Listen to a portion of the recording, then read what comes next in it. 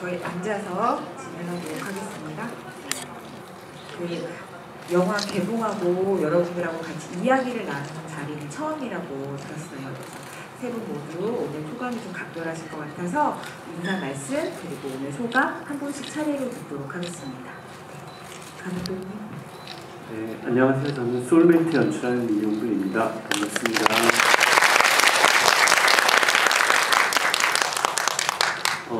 소울메이트 첫 GV라서 되게 떨리기도 하고요. 뭐 요즘에 어쨌건 스크린을 통해서 관객분들하고 만나 뵙고 있고, 그리고 이제 올려주시는 영화 평들을 읽으면서 아 이렇게 보셨구나 라고 이렇게 보는 낙에 살고 있습니다. 네, 영화 끝까지 봐주셔서 감사합니다. 네, 안녕하세요. 소울메이트에서 안미소 역을 맡은 김다혜입니다. 반갑습니다.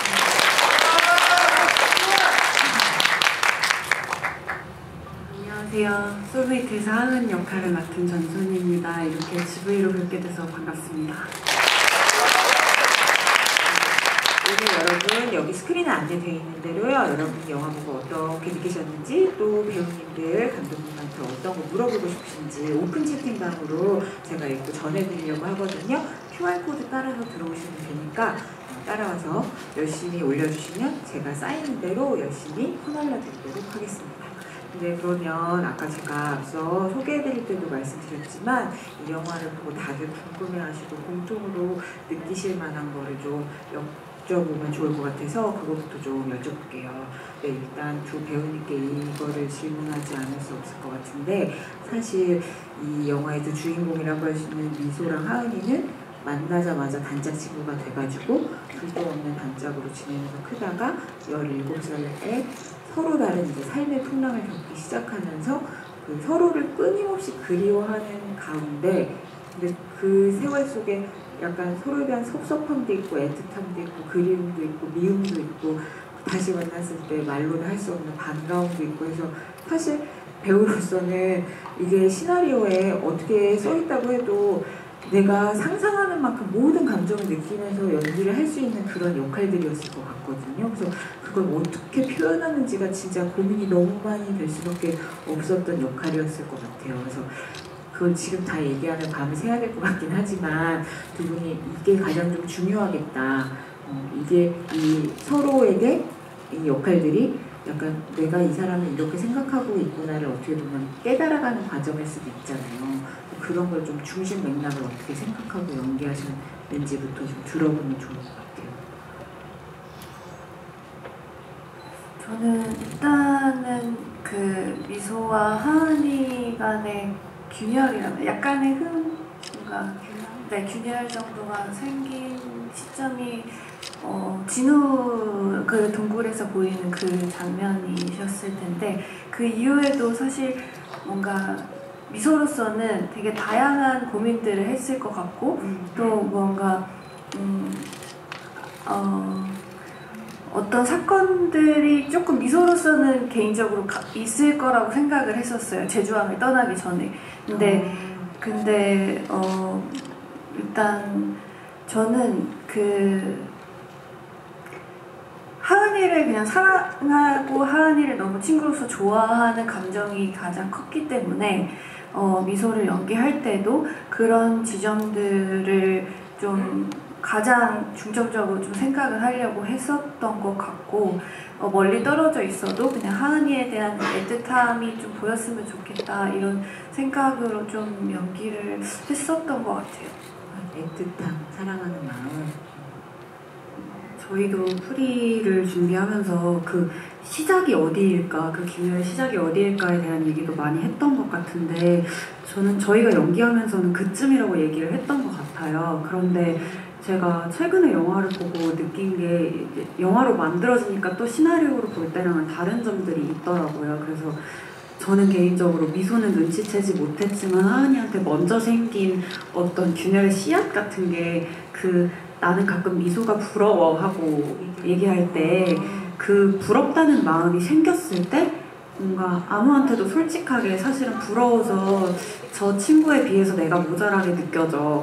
막 그런 생각이 조금씩 생겨나기 시작했을 때부터는 어느 정도 그럴 예견이 되지 않았나 하는 순간일 수도 있다고 생각을 했어요. 그리고 저도 다미들처럼 그 시작을 그쯤으로 생각은 했지만 제가 한 씬 한 씬 연기를 하는 거에 있어서는 뭔가 머리로 그래프를 그린다기보다 어떤 정도의 감정이겠지? 이만큼 그립겠지라고 생각하는 것보다 그냥 그 시점에 하은이한테 미소가 어떤 감정으로 여기에 머물러 있는지를 생각하려고 했던 것 같고 그냥 그걸로 모든 씬의 이해를 시작했던 것 같아요.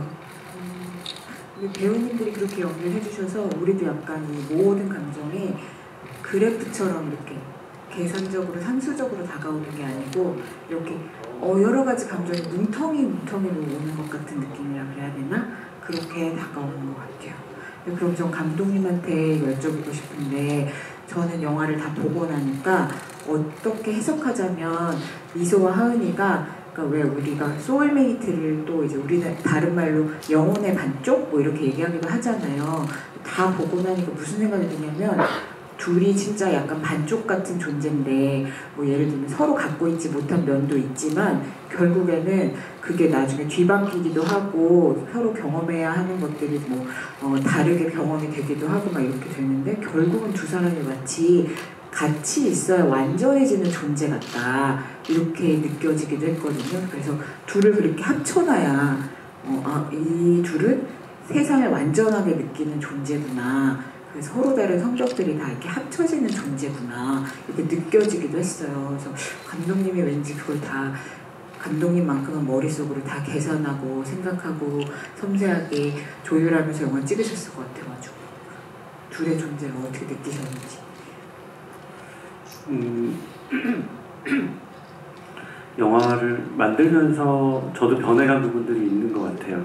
그러니까 처음에 원작을 봤을 때 그리고 이 원작을 가지고 영화를 만들기 시작할 때와 그리고 영화를 만드는 과정을 거치면서 좀 많이 달라진 부분들이 있는 것 같은데 이게 처음에는 이 둘의 관계를 언어로 규정 지으려고 많이 했던 것 같아요.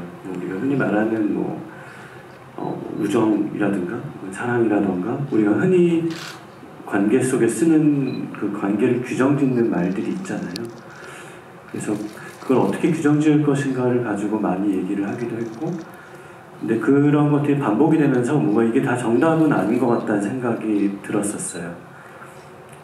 그 둘의 관계에 있어서는 사실 사랑이라고 하는 것도 굉장히 촘촘한 스펙트럼이 있다라고 생각이 돼요. 그리고 정말로 이 세상에 존재하는 사랑이라고 하는 것들은 너무 많은 모양새를 하고 있기도 하고 그리고 나라는 존재도 그렇고 미소랑 하은이라고 하는 존재도 표면적으로는 굉장히 규정하기가 쉽죠. 저희 뭐 예고편에 있는 것처럼 뭔가 되게 자유로운 영혼 같은 미소가 있고 그리고 고요한 정무라 같은 하은이 있고 근데 그 개개인의 존재 자체도 이 우정이나 사랑과 같은 관계를 규정짓는 단어처럼 개개인의 존재도 사실 규정지을 수 없다는 생각이 들어요.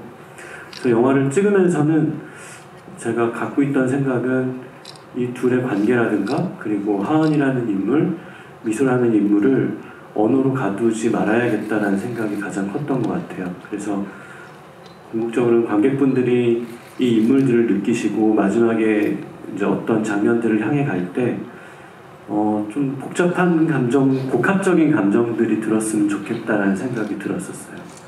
그러니까 말로 쉽게 규정하기 어려운 그런 그냥 묘한 감정들 그래서 언어로 잡히지 않는 그 감정을 어쨌건 표현을 하고 싶었고 두 인물을 통해서 그랬었고 미소라는 인물도 그렇고 하은이라는 인물도 결국에는 미소는 충분히 또 하은이 될 수 있고 하은은 충분히 미소가 될 수 있고 그 안에 여러 가지 면모를 가지고 있는 게 사람이라는 생각이 들거든요. 그래서 어찌 보면 초반에 미소를 규정짓는 단어들 영화의 초반에 그렇게 규정짓게 나오긴 하죠. 등장하긴 하죠. 영화 초반에 하은이를 규정짓는 단어들 이런 것들이 영화 후반부가 됐을 때는 뒤바뀌는 걸 좀 넘어서 그 언어 자체가 좀 무색해졌으면 좋겠다는 생각이 들었던 것 같아요. 그러니까 우리 존재 자체는 다 무엇이든 될 수 있잖아요. 그런 것처럼 미소도 하은이도 그랬으면 좋겠다는 생각이 들었었어요.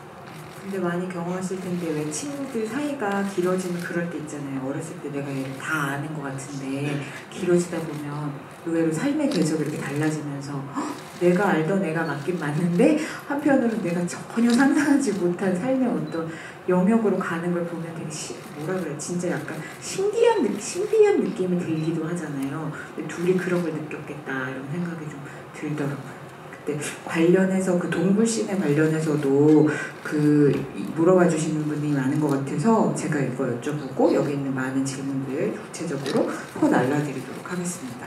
근데 저는 그러니까 이게 일종의 어떻게 보면 영화를 보다 보면 가장 놀라는 순간 중에 하나가 그 동굴씬이 아 이런 거구나 라고 처음에 지나가다가 그날의 진실이 나오면서 아, 이 세 사람의 관계가 내가 흔히 생각하는 멜로 영화에서 나오는 그런 삼각관계라서 그런 게 아니구나 라는 걸 알게 되잖아요. 근데 그렇게 치면 어떻게 보면은 미소는 그날 진우의 입맞춤을 받아주지 않았는데도 그 사건을 통해서 뭔가 내가 하은이 곁에 있으면 안 되겠다는 생각을 한 거고 그래서 그 목걸이를 혼자 이제 가야 되는 입장에서 어떤 행운의 상징처럼 불운을 막는 것처럼 가져간 거라고 생각하고 연기하신 거예요.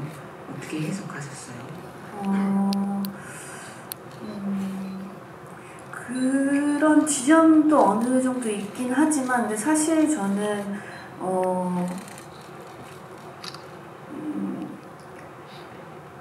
하은이와 진우 사이에 대해서 본인이 이제 그 진우와 동굴에서 일어난 일에 대해서 미소도 진우가 다가오는 순간까지는 저는 받아들였다고 생각하거든요. 사실 그게 찰나의 감정이지만 그게 궁금증이든 뭐 이렇게 분위기 때문이든 미소도 사실 아예 처음부터 이렇게 해버리진 않았으니까 그래서 어떤 분위기로 인해 미소도 그걸 받아들이는 지점이 있을 거라고 생각을 해서 미소 속으로도 그거에 대한 좀 어떤 마음을 가지고 있을 거라고도 생각을 했어요. 그리고 하은이를 위해서 미소가 서울로 가는 것도 맞다고 생각하고 또 한편으로는 본인이 상처받고 싶지 않아서 먼저 떠난다고도 생각을 했던 것 같아요. 이제 워낙 이제 그 전에도 엄마한테 많이 떠돌이 생활을 하고 엄마는 그렇게 해왔던 인물이니까 좀 아픔이 있는 미소로서는 그냥 먼저 본인이 가는 것도 어떻게 보면 미소의 방어적인 부분도 전 있었다고 생각이 들었던 것 같아요. 그 목걸이를 가져가서 지니고 다니는 마음은 이 세상에서 혼자가 된 나의 존재를 어느 정도 그래도 지키고 싶은 마음 같은 거예요. 의지하고 싶었던 것 같아요. 거기에 목걸이에. 친구와 진우를 다투는 그 아름다운 시절들에 대해서 근데 그러면 이제 하은이에 대해 마음에 대해서도 물어보지 않을 수 없는 게 사실은 오해를 했던 게 아니라 그래서 뒤에 대사로 간접적으로 나오긴 하지만 그때 미소가 영원히 내 옆에 있을 것 같았는데 뭔가 이 사건으로 인해서 나를 떠나가려고 하는 것 같은 마음이 드니까 솔직히 말하면 그 나이 때 내 마음을 정확히 다 모르잖아요. 그러니까 뭔가 모르는 불안과 그 약간 미움과 이런 것도 있는데 그 나중에 또 여행을 가서라든가 끊임없이 그 목걸이를 갖고 있는 걸 보는데 그 마음은 어땠던 걸까 궁금하더라고요. 저는 미소가 그런 방어적인 이유에서 떠나기를 결심했던 것과 마찬가지로 하은이도 사실 미소한테 얘기를 꺼냈다면 충분히 화해할 수 있었을 거라고 생각해요. 근데 그 타이밍이 참 한 번 지나가면 다시 잡기가 어렵잖아요. 그래서 그 딱 적절한 타이밍이 왔을 때는 무서웠고 이 얘기를 꺼내서 미소를 불편하게 만들었을 때 이 친구가 이거를 피하고 싶다거나 나랑 멀어지고 싶다거나 하는 마음을 가질까봐 그게 두려워서 솔직하게 말을 못했던 것 같아요. 그래서 저는 하은이도 그 갈등을 피하려고 하다가 더 크게 만든 거라고 생각을 했거든요.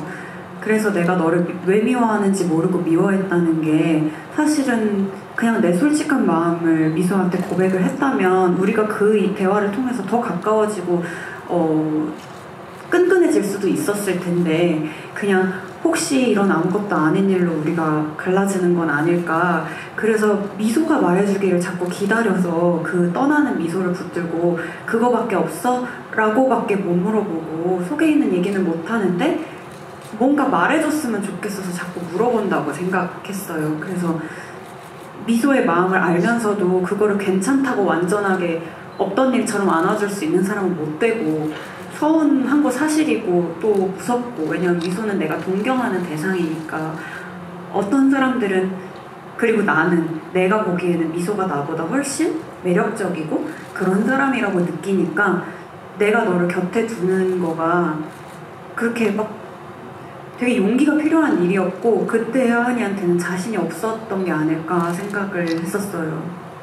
이후에 목걸이 갖고 다니는 미소의 모습을 볼 때는 어떤 마음을 계속 느꼈던 거예요? 괜찮지 않음이 너무 싫었겠죠. 솔직히 목걸이가 뭐라고 그렇잖아요. 그냥 내가 미소를 좋아하는 게 더 중요하고 미소가 내 삶에 같이 있는 게 더 중요하지 얘가 목걸이를 갖고 있건 팔찌를 갖고 있건 상관없을 수도 있는 건데 그게 자꾸 의미 부여가 되는 게 사람 마음인 것 같아요. 얘를 너무 좋아하니까 너는 나보다 이게 중요해? 막 이렇게 자꾸 생각하게 되는 못난 마음이 자기도 내 이 못생긴 마음을 마주하기 싫은 게 있지 않았을까 생각했었어요. 근데 진짜 돌이켜보면 다 그런 것 같아요. 17살 때 친구들이랑 싸우고 안 좋아지고 막 이런 일이 사실 분식집 가서 떡볶이 먹으면서 허심탄회하게 얘기하면 다 풀릴 일인데 그때 그걸 못해가지고 그게 너무 막 지금 생각하면 아쉽죠. 근데 그게 그 나이인 것 같다는 생각을 영화 보면서 다시 했습니다. 근데 그런 감독님께 이제 이걸 여쭤보지 않을 수 없는데 어떻게 보면 진짜 이 영화는 그 구성 때문에 이게 그 두 단짝이 한 남자와 함께 이루는 삼각관계 우리가 전형적으로 생각하는 멜로의 그런 유형인가 하고 보다가 그 순간 그 축이 드러나 그 진실이 드러남으로 인해서 이 영화가 어떻게 보면 그 두 여자 사이에 정말 말로는 다 할 수 없는 5만 가지 감정을 얘기하는 어떤 두 여자의 운명에 대한 드라마구나 이런 생각을 하게 되거든요. 그래서 관객에게도 그게 일종의 어떤 놀라움의 순간인데 그렇게 구성하신 이유가 있을 것 같아요. 처음에 안 보여주고. 일단 이게 제가 생각할 때는 그 삼각관계라고 하는 것들, 그러니까 진우의 등장과 그리고 그로 인해서 나오게 되는 일들이 저는 아주 크게 보지는 않았던 것 같아요. 그러니까 그런 부분들에서 둘의 관계로 뭔가 전환이 된다라기보다는 이게 그냥 조금 원작과 조금 다른 뉘앙스를 주고 싶었던 부분이기도 하거든요. 그러니까 원작 소설 같은 경우는 사실은 그 삼각관계의 어떤 그 기본 분례가 굉장히 끝까지 가는 게 있어요. 일종의 장치처럼. 아니 그게 그냥 어떻게 보면 그 둘의 관계에 있어서 되게 핵심적인 갈등 요소로 작용하거든요. 소설 같은 경우는. 그리고 이제 중국의 원작 영화 같은 경우도 그거의 어떤 잔향이 조금 더 길게 남아 있기도 해요. 20대가 된 이후에도. 근데 각색을 하면서 그런 부분들을 사실 부각시키고 싶지는 않았던 것 같아요. 그래서 이게 둘의 어떤 본질을 들여다보게 만드는 저는 촉매제라는 생각은 들어요. 그런 정도? 발단의 어떤 역할을 하는. 그리고 사실 진우의 역할 같은 경우도 이들이 미소와 하은이 사실 20대가 될 때까지 그 사이에서 어떤 영향을 사실 미치진 않거든요. 저희 리메이크 버전 우리 한국 영화에서는. 그랬던 것도 조금 더 미소와 하은의 좀 본질적인 관계를 그려보고 싶었던 것 같아요. 그래서 어떤 이야기적인 어떤 꺾임이나 혹은 이야기적인 트릭이나 이런 것들은 조금 최대한 자제를 하고 조금 미소와 하은의 관계에 좀 몰입을 집중을 하게 하려고 했었고, 그런 면에서 저는 진우라는 존재가 그 하은의 엄마나 그리고 고향의 엄마와 같은 느낌으로 최종적으로 나갔으면 좋겠다는 생각이 들었어요. 그래서 마지막에 하은이 남긴 그림을 보면 가장 메인이 되는 거는 이제 미소이지만 그 전에 다른 세 가지 그림이 있잖아요. 그게 차례대로 엄마, 그리고 진우, 고양이 엄마 이렇게 나오는데 저는 그 세 존재가 각기 다르긴 하지만 10몇 년의 기간 동안 미소와 하은의 관계를 말없이 지켜봤었던 둘의 관계에 대한 목격자가 아닐까? 그런 관점으로 사실 진우를 이번에는 세팅을 했었습니다. 목격자군요. 목격자 중요하죠. 제가 지금부터 질문 올리신 것 중에 좀 중복되고 비슷한 것도 많아서 아이디 읽어드리면서 질문 읽어드릴 건데 선착순으로 이름 불리신 6분한테는 나가실 때 스태프분한테 그 아이디 확인하시면 3분이 친필로 사인하신 엽서 이게 6부가 준비됐대요. 그래서 6분에게 선착순으로 드리도록 하겠습니다. 이 소니 옴니 분이라는 그 아이디를 쓰시는 분이 올려주신 게 재밌어가지고 두 번째 질문인데요. 그 하은이가 영화에서 보면 궁금한 사람의 모습을 그리다 보면 진짜 똑같이 그리다 보면 그 사람 말고 그 사람에 대한 내 마음이 어떤지 알게 된다고 얘기를 하잖아요. 근데 이 얘기를 듣다가 맨 마지막에 그 둘이 반반씩 같이 그 세밀한 그림을 그리는 걸 완성하는 걸 보는 게 그걸 볼 때 이 말을 다시 되씹게 곧씹게 되거든요. 그래서 아마 그 그림을 그릴 때 각자 서로를 너무 진하게 생각하면서 같이 지낸 시간들을 생각하면서 그렸을 거 아니에요. 그래서 그 두 사람이 그림 그릴 때 마음이 어떤 거였을까 궁금하다고 하셨거든요. 저의 마음은 그래요. 그냥 영화를 볼 때 사실 저희가 보여드리는 부분이 있고 설명하지 않는 부분들이 있잖아요. 근데 그런 부분에 대해서 저 개인적으로 생각이 있을 수는 있지만 제가 드리는 대답이 답은 아니라고 생각해요. 그러니까 영화를 보시면서 어떤 생각을 하셨던 그게 맞다고 말하고 싶고, 근데 제가 연기를 하면서 생각했던 마음은 저는 그 그림을 완성하지 못할 거를 알고 그린 게 아니기 때문에 그냥 저는 하은이가 대상을 그리는 마음이 그 내 마음을 알고 싶기도 한 마음과 그냥 너를 있는 그대로 너무 바라봐주고 싶은 마음이라고 생각했어요. 어쨌든 그 너에 대한 내 마음이 궁금해지는 것 자체가 저는 사랑이라고 생각하거든요.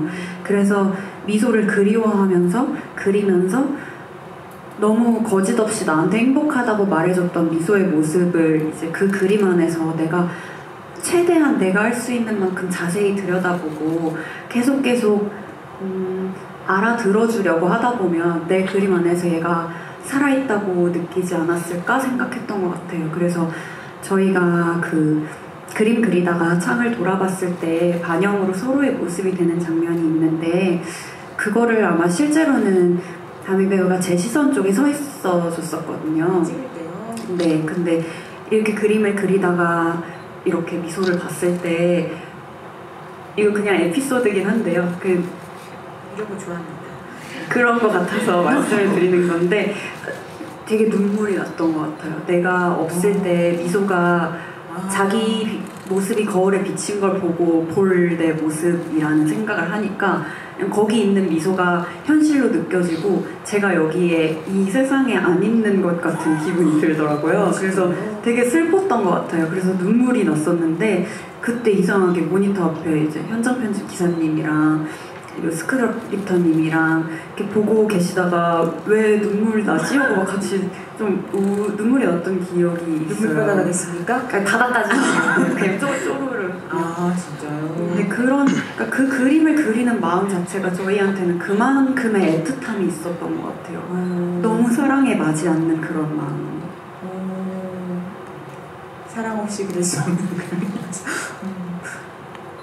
저는 사실 저도 무언가 딱 정해놓고 사실 연기를 하진 않았어요. 그냥 그쯤에는 저희가 이미 너무 많은 촬영을 하고 난 뒤기도 했고 그리고 시나리오 상으로도 사실 뒷부분이라서 사실 뭐 어떤 표정을 짓든 그걸 바라보는 관객분들의 몫이라고 생각을 했던 것 같아요. 그래서 그냥 그때 그냥 느끼는 그 마음이 저도 정확히 이게 항상 제가 소울메이트 촬영하면서 느꼈던 건데 무언가 감정을 설명할 수 없다는 느낌을 많이 받았던 것 같아요.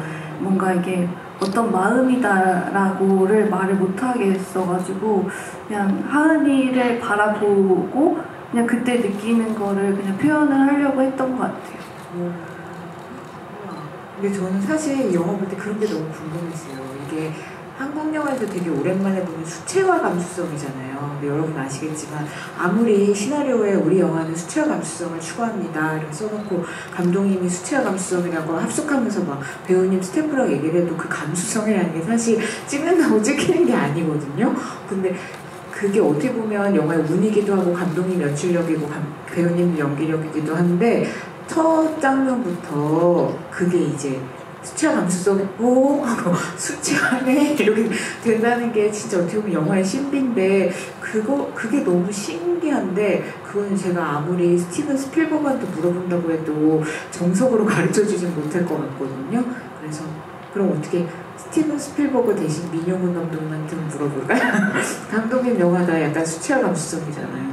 그런 거 어떻게 하는 거예요?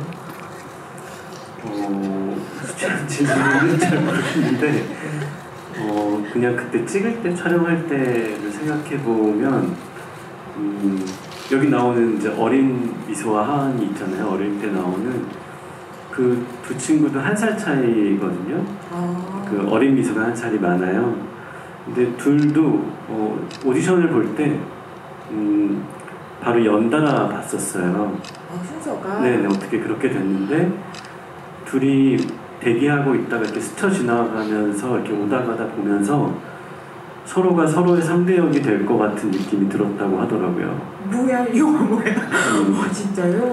그리고 저희가 촬영 초반에 이제 어린 시절부터 찍기 시작했는데 제주도 내려가자마자 근데 둘도 서로가 서로를 필요로 했었어요. 촬영할 때.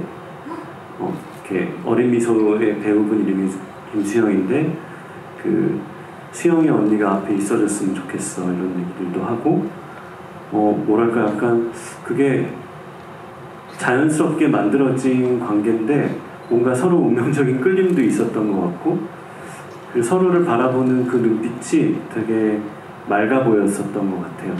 근데 마찬가지로 그렇게 하고 그 다음에 이제 실세가 된 미소와 하은이 제주도에 당도했거든요. 근데 이제 이 두 분은 사실 촬영하기 전부터 프리프로덕션 기간 때부터 계속 오랫동안 또 만나오고 얘기하면서 저희도 되게 노심초사하죠. 둘이 안 친해지면 어떡하지? 우리가 정말로 마음끼리 친한 걸 어떻게 할 수는 없잖아요.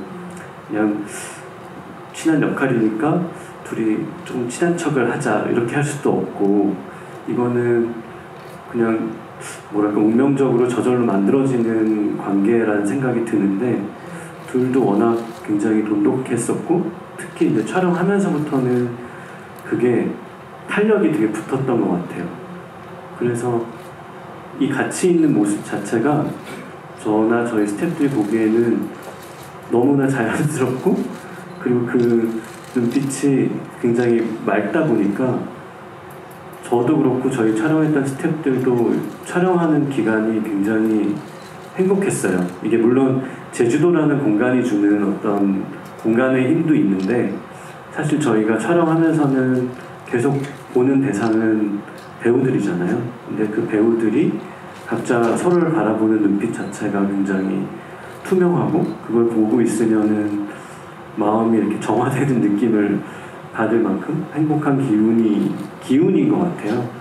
그런 게 있었던 기억이 있어서 나중에 영화 완성됐을 때 이제 저는 또 많이 봤으니까 모르지만 이렇게 편집 모니터링 하거나 이럴 때도 이렇게 보신 분들이 그런 부분에서 조금 영화 이면의 어떤 그런 기운들, 끈끈한 관계들 그런 것도 좀 느끼셔서 좀 그런 감정이 수채화라고 하시는 그런 감정이 들지 않았을까 생각이 됩니다.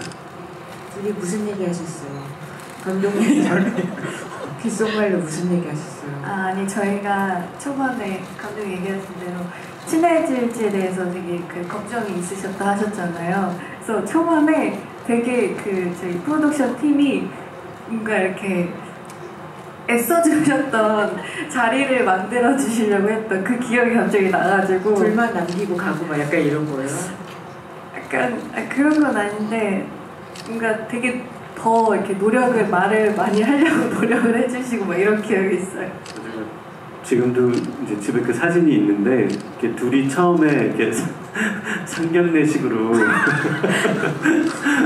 어디 이렇게 식당에서 같이 만났던 날이 있어요. 근데 그날은 뭐 저도 있고 뭐 제작사 대표님도 있고 또 이제 여러분들이 또 있는 자리여서 사실 막상 이 두 사람은 말이 없고 이렇게 주변 사람들이 뭔가 분위기를 만들려고 막 이러고 그래서 그날 뭐 재밌게 끝나고 그 다음에 그럼 두 번째 자리를 우리가 어떻게 만들어주지 이렇게 고민을 막 하고 있었는데 이미 만나서 5시간을 서로 그냥 둘이 그냥 연락해가지고 이미 만나서 5시간 이상 막 수다를 떨고 이렇다 그러더라고요. 그래서 그 이후부터는 우리가 섣불리 간섭하지 말고 개입하지 말고 그냥 놔둬도 되겠다. 담이랑 별로 얘기를 못한 것 같아요. 왜 말을 걸어본 적이 없는 것 같아요. 아 오히려 그 분위기 때문에 아 그럴 수 있겠다. 그런 과정들이 있어서 이렇게 담긴 거구나. 그리고 실제로도 결국 이제 저의 어떤 다른 개인사 때문에 실현이 되진 않았는데 그냥 시키지도 않았는데 두 분이 제주도에 펜션을 예약해놓고 며칠 가서 둘이 같이 살려고. 아 진짜? 살려고? 며칠 살려고. 며칠 살려고? 며칠을 지내보려고 그렇게 예약까지 계획을 다 세워놨었더라고요. 두 분이 알아서 잘하시는데요, 이렇게 어르신들끼리. 네, 어르신까지는 아니지만 네, 섣불리 이제 그 다음부터는 저희도 이제 좀 빠져 있었습니다. 아 그렇구나. 사실 여기 이게 되게 많은데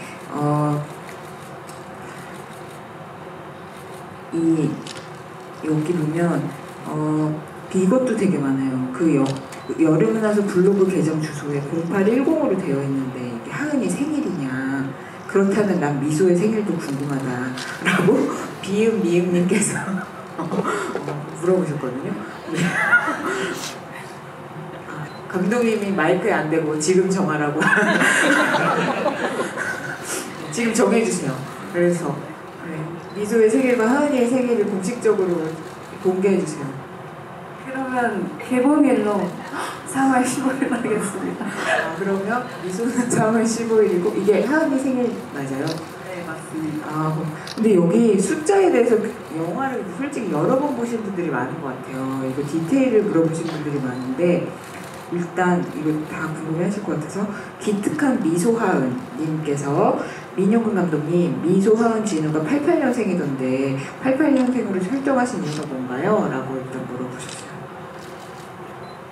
처음에 이제 스토리를 최초에 이제 기획을 할 때 그 부분이 고민이 사실 많았었어요. 그리고 지금 나온 시나리오 버전 이전에 전혀 다른 이야기 버전으로 2개의 시나리오가 사실은 더 있거든요. 거기에 처음에 첫 번째 버전에 다른 이야기의 시나리오에는 73년생으로 시작을 해요. 73년생? 네네. 그래서 굉장히 긴 시간을 다루는 시나리오 버전이 있어요. 그리고 그 다음에 두 번째 버전의 또 다른 이야기는 80년생 버전의 이야기가 있고, 그리고 이제 저희가 이제 마지막으로 이제 영화를 만들어지게 된 파이널 버전에서는 88년생으로 되어 있었는데, 그게 뭐 각각의 굉장히 여러 가지 이유가 있어요. 그리고 뭐랄까, 우리가 미소와 하은이 가장 찬란한 어떤, 우리가 청춘이라고 말하는 어떤 시기를 보내는 그 시기가 이 태어난 연도를 결정하는데 좀 중요하게 영향을 미쳤던 것 같아요.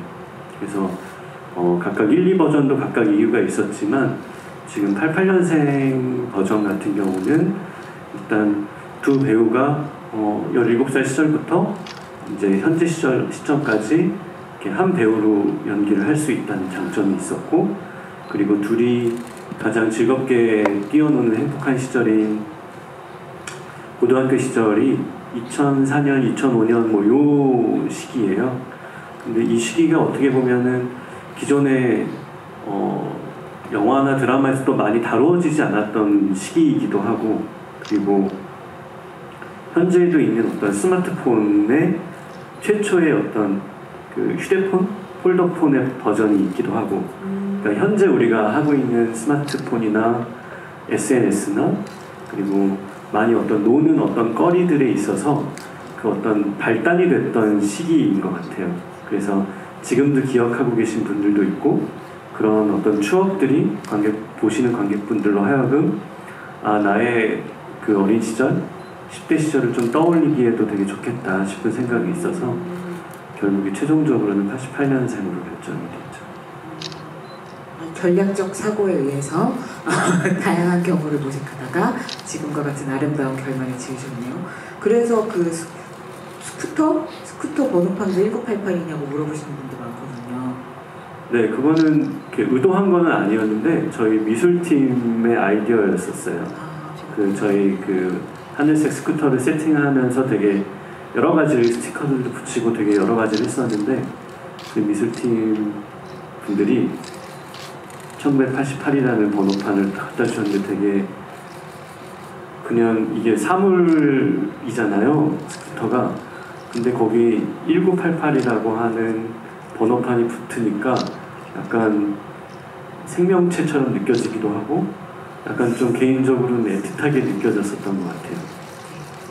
여기 사실 이분 누구냐면 엄청 많이 올려주셨는데 질문이 미소의 영원한 친구 하은이라는 분 질문 중에서 제가 감히 하나만 일단 찍어보면요, 이게 아마 영화를 보신 분들과 함께 할 수 있는 자리니까 할 수 있는 질문인 것 같아서, 그래서 결국 결말을 보면 하은이는 결혼을 박차고 진짜 이제 자기 마음 가는 대로 살고 싶은데 임신을 한 건 알게 된 상태에서 찾아가는 사람이 이제 미소인 거잖아요. 그러니까 그 마음은 어떤 걸까 일단 궁금하고, 그 미소가 그래서 하은이를 딸로, 그 딸을 정말 자기 어떻게 보면 그 소울메이트가 이어지는 것처럼 그 인연으로 데리고 키우는 거잖아요. 근데 그게 진짜 그 마음을 생각하면 그것도 엄청난 마음이잖아요. 그래서 그걸 어떻게 두 인물이 받아들였던 걸까 이런 걸 이렇게 궁금해하시는 것 같거든요.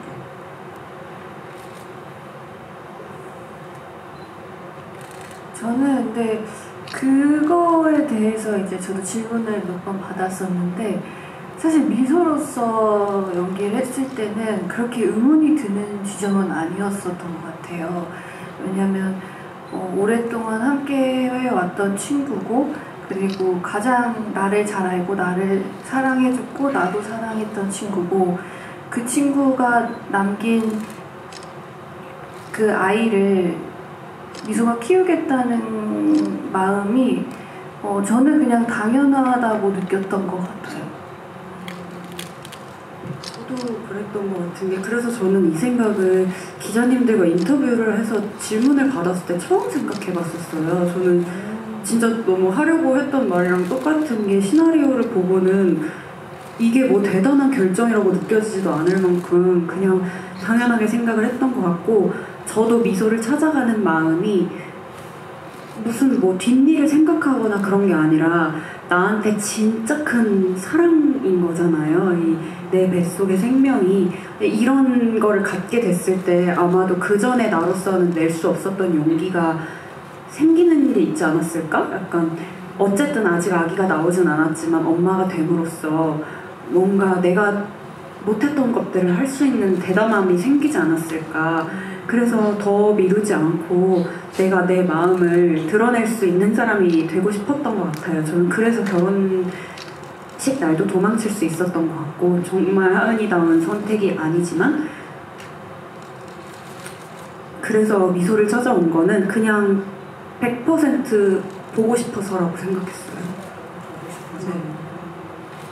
그리고 제가 아까 이 질문을 봤는데 두 분이 이걸 잘해줄 것 같아서 얘기할게요. 제가 넘겨가지고 그 대답하시는 동안 아이디를 찾아드리도록 하겠습니다. 왜 영화에 보면은 진우 앞에서 미소가 나 하은이 왜 하은이 좋아하냐고 하니까 얘기해 주잖아요. 진짜 그 사람을 오래 관찰하고 좋아하는 사람만 얘기할 수 있는 디테일들을. 그래서 어떤 분이 이렇게 물어봤어요. 거꾸로 하은이한테 미소가 왜 좋냐고 어디가 좋냐고 물어보면 뭐라고 얘기해 줄 수 있을 것 같냐고 물어보셨거든요. 얘기해 주세요. 제가 가장 사랑한 점은 미소에 하은이와는 다르게 생각을 한다는 점이었어요. 그러니까 마음을 그린다든지 너의 이름이 뜻이 마음에 안 드는데 다른 뜻을 지어준다든지 이런 게 그냥 아예 상상해 본 적도 없는 사고방식이었을 것 같거든요. 그래서 저는 미소가 정말 이 친구를 만나지 않았으면 몰랐을 진짜 새로운 세상을 가져다 준 친구라고 생각을 해서 그냥 이 친구의 모든 거를 사랑할 수밖에 없었다고 생각을 하고, 그러니까 왜 10대쯤에 내가 이 사람으로 인해서 새로운 관심과 몰랐던 영역에 대해서 처음 발을 들이게 되는 순간들이 있잖아요. 막 중고등학교 때 처음 마이너한 음악이나 영화를 알게 된다든지 아니면 만화책을 보게 된다든지 어딘가를 찾아다니는 걸 좋아하게 된다든지 이런 것들을 나를 처음 그 세계로 손잡고 끌고 들어가준 사람이 사랑스러울 수밖에 없는 건 당연하다고 생각을 했고, 그리고 저는 그냥 미소가 그냥 다 좋은 것 같아요. 머리를 막 자르고 다니고 그런 것도 너무 좋고, 옷도 지 입고 싶은 대로 입는 것도 너무 좋고, 막 밥을 양볼에다가 넣고 씹어가지고 막 힘겹게 먹는 것도 너무 좋고, 항상 미소는 그래서 밥신을 찍고 소화제를 먹어야 했어요. 아, 그래요? 네, 항상 너 되게 잘 먹고, 이렇게 막 칵테일을 만들어 달라고 해도 뭔가 이렇게 다 남들이랑 다르게 하잖아요. 근데 저는 그게 하은이의 시선에서 봤을 때 너무 사랑스러운 행동 방식이라고 생각을 했던 것 같아요. 그래서 저는 영화를 볼 때도 아직도 맨날 막 가슴이 막 울컥울컥 하는 게 방금까지 너가 나한테 오자고 했잖아, 같이 가야지 라고 해놓고 너가 다시 빌어줘 하니까 바로 그냥 그래? 당연하지 이렇게 하고 이렇게 이파리 이렇게 하면서 갈 때 너무 저는 마음이 되게 아프거든요. 그냥 저는 미소가 이렇게 막 이렇게 움직이고 막 이런 게 다 예쁜 것 같아요. 아직 사랑해서 빨라서 아직 그 상태로 계셨나요? 근데 그럼 김다은 배우님은 미소라면 이렇게 밥을 먹어야 한다고 생각하셔서 어떻게 보면 메소드 연기로 밥을 먹을 때보다 본인 식사량보다 더 많이 열심히 드셨던 겁니까? 네, 그러니까 하은이네 어머니가 해주신 밥이 미소한테는 가장 맛있는 밥이지 않았을까 싶어요. 그래서 그렇게 오고오고 먹었던 것 같습니다. 아주 맛있는 느낌이었습니다. 제가 열심히 빨리 그걸 찾아보도록 하고요. 사실 그래서 그거에 관련된 씬도 많은데 이게 영화를 보고 나면 결말에 대해서 얘기하시는 자리니까 이것도 있잖아요. 사실 그 블로그에 남겨져 있는 그 하은이의 결말, 하은이의 삶의 이야기가 어떻게 보면 3가지 버전으로 존재하는 거잖아요. 그래서 이제 어떤 분들은 그 마지막은 상상이냐 막 이런 걸 물어보시기도 하고, 그게 서로 되고 싶었던 이상향의 어떤 시련이냐 이렇게 물어보시기도 하는데, 그 버전들이 어떻게 보면 관객에게는 양파 껍질이 하나씩 벗겨지듯이 그래서 둘이 서로를 어떻게 생각하고 서로한테 뭘 바라는구나, 위해주고 싶어하는구나 이렇게 느껴지는 거라서 이 구성 자체도 감독님이 결말로 향해 갈 때 되게 중요하게 생각하신 지점이었을 것 같아요. 그래서 그에 대한 얘기 좀 해주시면 좋을 것 같습니다. 이게 일부는 실제로 하은이 쓴 글이고 일부는 미소가 하은이라고 생각을 스스로 하고 글을 쓴 버전이고, 그리고 이제 그것과 별개의 어떤 진실이 또 있는 거죠. 그래서 저는 이제 그 구분이 이렇게 복잡하진 않다라고 생각이 되는데, 예를 들면은 어떤 시점이 그럼 실제 현실에 있었던 것일까, 이런 것들 조금 이렇게 헷갈려 하시거나 궁금해 하시는 분들이 좀 있는 것 같아요. 근데 그런 부분들을 귀걸이에 힌트가 있다는 생각이 들거든요. 귀걸이를 잘 보시면 어떤 부분까지가 실제 현실이었고 어떤 부분이 이제 미소가 만들어낸 그 하은의 마음이었는지를 보실 수 있을 것 같고, 근데 이제 그 무엇이 현실이고 무엇이 그 가상의 어떤 상황이었냐를 사실 좀 떠나서 실제 가상의 상황도 그 둘의 인물에게 있어서는 어떤 하나의 흐름처럼 느껴졌으면 좋겠다는 생각이 들었었어요. 그러니까 예를 들면 하은이가 공항에서 이제 멀리 떠나는 장면이라거나 여행을 하는 장면이라거나, 그리고 하은이가 오랜만에 미소를 찾아왔을 때 미소가 함께 살고 있는 그 가족들이 누구이냐라고 하는 것들도 이것이 실제 있었던 일이냐 아니냐를 떠나서 이 둘의 인물에게 있어서는 마음속에서 꼭 한번 해보고 싶었었던, 꼭 한번 살아보고 싶었던 그런 삶이 아니었을까? 그런 반영이라고 생각을 했었어요. 그래서 예를 들면 미소가 두 여성분하고 같이 사는 일종의 대한가족과 같은 그런 가족의 형태도 뭐 이런 부분들이 조금 원작과 달라진 부분들이긴 한데, 미소가 가장 원했던 삶이, 그 시기에 가장 원했던 삶이 무엇일까를 떠올려 봤을 때 마치 어린 시절에 고양이의 이름을 엉뚱하게 엄마라고 짓듯이 자기에게 어떤 결핍이 있는 그 엄마의 어떤 존재, 그리고 어떤 언니 같은 존재, 그 안에서 막내처럼 살고 싶은 미소의 마음이 반영이 되지 않았을까. 그리고 마찬가지로 하은이 그렇게 떠나는 것도, 이거는 결국에 다 밝혀지는 부분이긴 하지만, 미소의 마음속에도 그리고 하은의 마음속에도 언젠가 이 살고 있는 땅을 뭔가 떠나서 굉장히 이 세계의 어떤 끝과 같은 어느 공간에 가고 싶어 했던 그 이루어지지 않은 열망, 이런 부분에 대한 표현이라고 생각이 됐어요. 그래서 어떻게 보면 실제 했냐 안 했냐가 중요한 건 아니고, 그 실제 하지 않았던 그 삶이 그 두 사람이 각각 가장 원했고 살고 싶었던 삶이 아니었을까, 뭐 이런 것들을 관객분들이 느끼기만 해도 좋겠다라는 생각으로 만들었어요.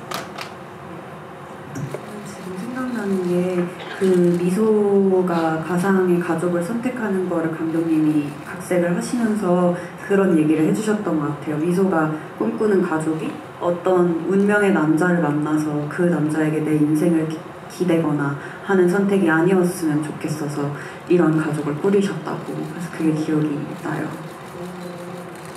저도 그 장면 그래서 되게 재밌게 봤어요. 사실 그 장면의 의미를 물어보신 분도 있거든요. 여러분, 제가 아이디를 찾으려고 하는데 여러분이 끊임없이 질문을 올리셔가지고 제가 이 속도를 못 따라가겠어요. 그리고 제가 또 여쭤보면요.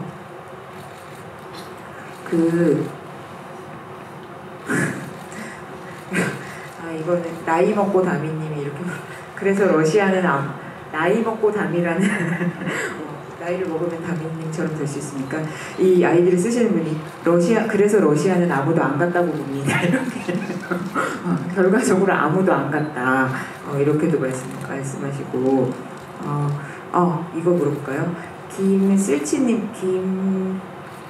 김솔치님께서 감독님께 이건 배우님이 얘기해 주셔도 될 것 같고, 병원에서 하은이가 떠나면서 나는 한 다음에 뒤에 뭐라고 얘기하려고 그랬는지 알려달라고 볼 때마다 물어보고 싶어요. 제발 좀 알려주세요. 여기 두 분도 궁금하다고 합니다. 왜 그러냐? 썼다 지웠다 뒤에 뭔가. 그거 쓸 때가 참 기억이 나요. 그러니까 이게 굉장히 쓰면서도 이렇게 감정적으로 이렇게 막 저거 올라와 있는 어떤 느낌에서 하은이 한마디를 딱 내뱉었는데 그 뒤에 말이 생각이 나지 않았어요.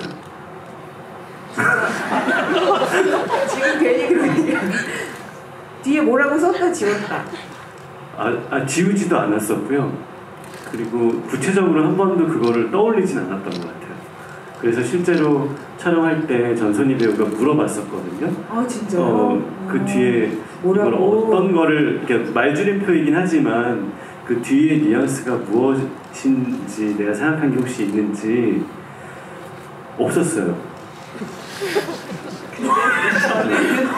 어쨌든 제가 연기를 해야 하니까 이 시나리오를 받은 입장에서 어떻게든 이해를 해야 했어요. 그래서 제가 갖고 있었던 답은 뭐였냐면 이거를 이 부분은 미소가 대신 블로그에 써준 부분이잖아요.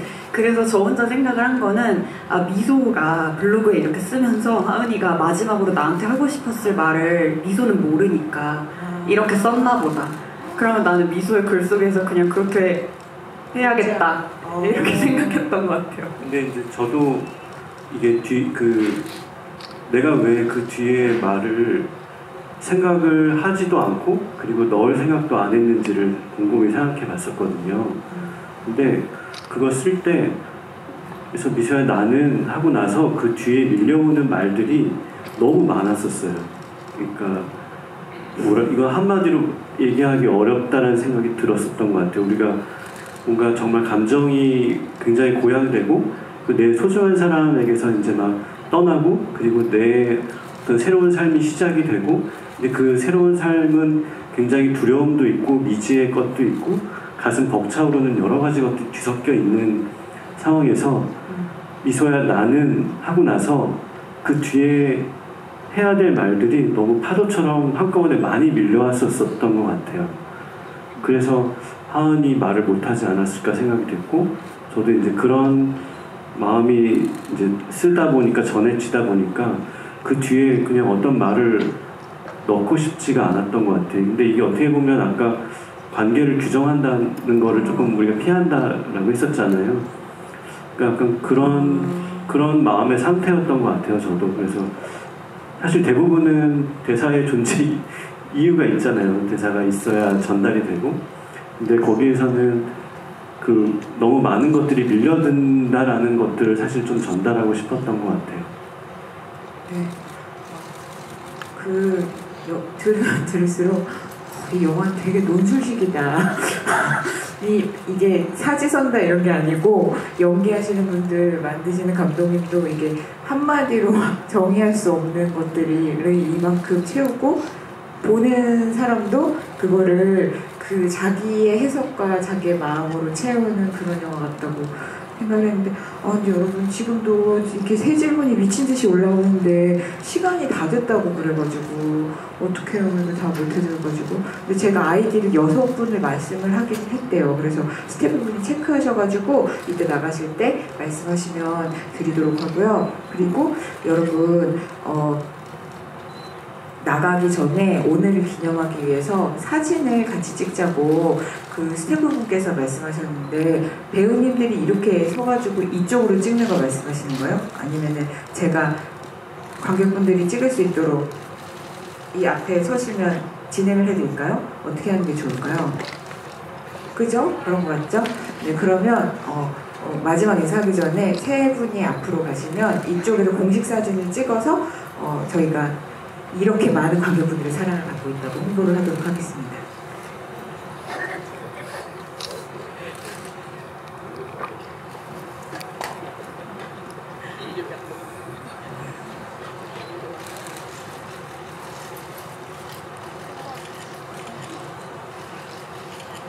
하나 둘 셋 할까요?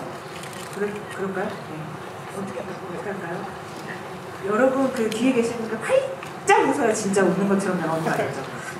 제가 하나 둘 셋 할게요. 그렇게 해서 3번 찍을게요. 시작. 하나 둘 셋.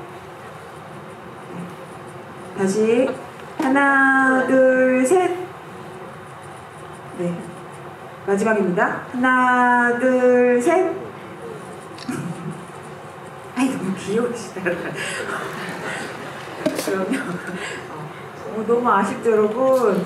네. 저도 아쉬워요. 하지만 세 분의 아쉬운 마지막 인사 듣고 마무리하도록 하겠습니다.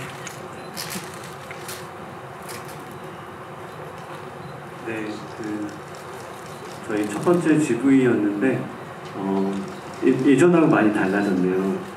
이렇게 직접 손을 들고 이렇게 질문하는 그래서 되게 신선했고요.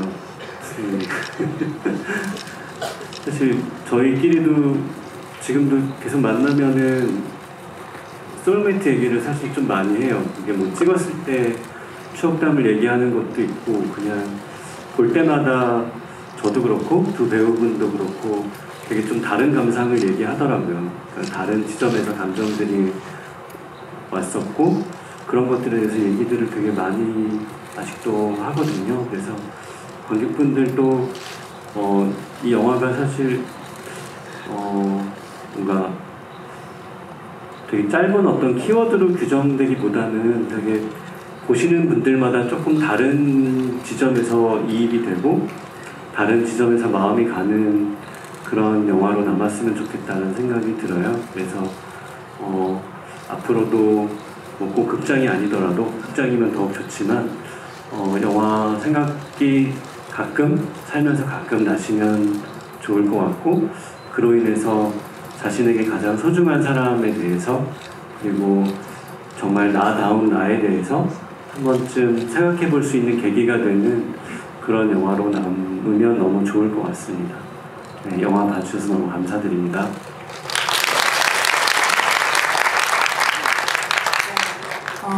오늘 이렇게 참석해 주셔서 너무너무 감사하고 저도 저희가 이렇게 찍은 지가 오래됐다 보니까 이렇게 저희 영화에 대해서 뭔가 관객분들하고 얘기를 할 수 있는 날이 언제 올까 이렇게 많이 기대하고 그랬었는데 오늘 이렇게 되니까 굉장히 또 그때 저희 촬영했을 때 생각도 나고 또 이렇게 어떤 점들이 궁금해 하시는지에 대해서 저도 알 수 있어서 너무 좋은 자리였던 것 같고 조금이나마 그래도 저희 영화를 보고 어떤 마음의 울림이나 그냥 여운이 있었던 영화였으면 하는 그런 바람이 있는 것 같아요. 오늘 이렇게 참석해 주셔서 너무너무 감사합니다. 감사합니다.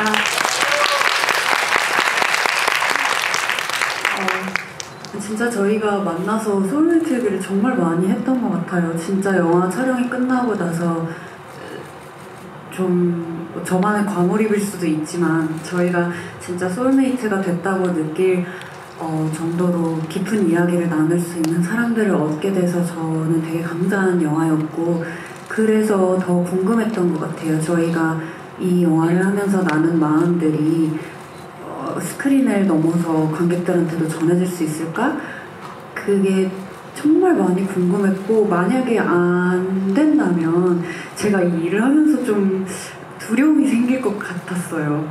근데 이제 저희 영화가 개봉을 하고 관객분들께서 영화를 보고 남겨주시는 글들을 보고 저는 되게 많이 위로가 되고 용기를 얻었던 것 같아요.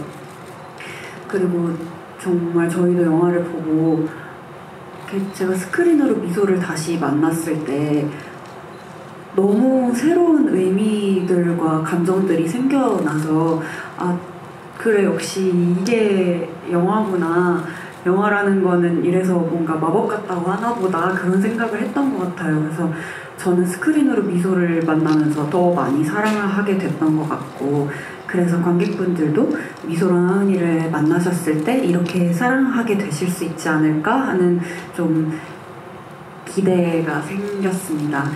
저희가 이렇게 마음을 담아서 만든 영화다 보니까 더 하고 싶은 얘기가 너무 많았던 것 같아요. 막 생겨나시는 질문들을 다 대답도 드리고 싶고 저희의 시시콜콜한 뭐 아무것도 아닌 에피소드도 다 말씀드리고 싶고 그래서 이 자리를 되게 많이 기다렸던 것 같은데 그래서 저한테는 너무 짧게 느껴졌는데 저희 얘기가 좀 재미있으셨다면 좋겠습니다. 짧은 시간처럼 느껴지셨었다면 너무 기쁠 것 같고요. 저희 영화를 보시고 이렇게 저희 이야기를 궁금해 해주셔서 정말로 진심으로 많이 많이 감사드립니다. 늦은 시간까지 자리 꽉 채워주셔서 너무 감사하고 오늘 질문 다 못해드린 거 너무 죄송한데 이 연이어서 이런 자리 있는 거 아시죠? 네. 여러분이 열성을 보내주시면 더 만들어질 수도 있습니다. 그리고 상영 시간보다도 몇백 배, 몇천 배 더 긴 영혼을 가진 영화니까 많이 곱씹어주세요. 다 같이 인사하고 퇴장 어느 쪽으로 하시나요? 네, 퇴장 도와드리도록 하겠습니다. 같이 인사할까요? 네. 하나, 둘, 셋. 감사합니다. 퇴장하시